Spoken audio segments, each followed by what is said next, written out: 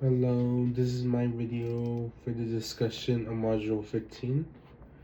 And the first question I'll be answering is, first, do you think California's initiatives are majoritarian or counter-majoritarian, and why?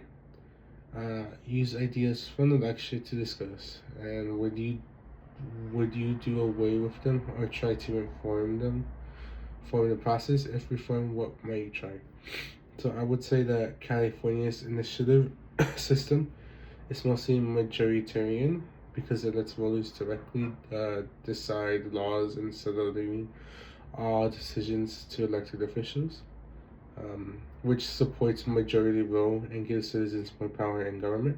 However, I feel that initiatives can also become somewhat counter-majoritarian for the reason of wealthy donors and special interest groups, often spending large amounts of money to influence campaigns, as well as shape what voters see.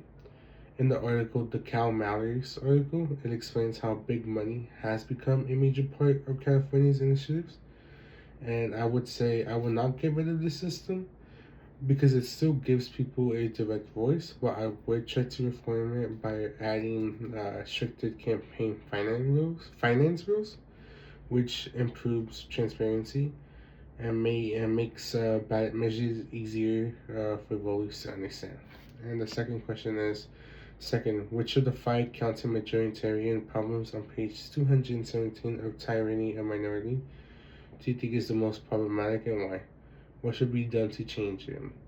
Um, for me, I would say the most problematic is the electoral college, as the book explains that the United States is the only presidential democracy where a candidate can lose the popular vote but still become president.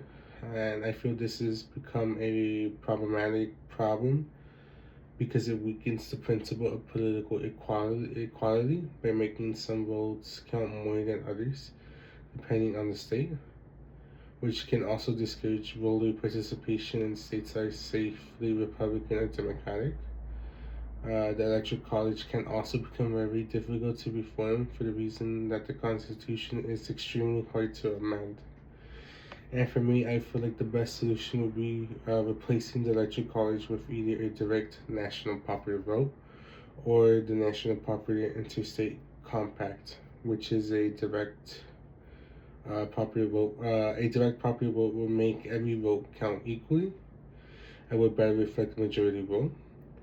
And even if a constitutional amendment is unlikely, reforms like the Interstate Compact could move the country closer to a more majoritarian democracy while still working within the current constitutional system.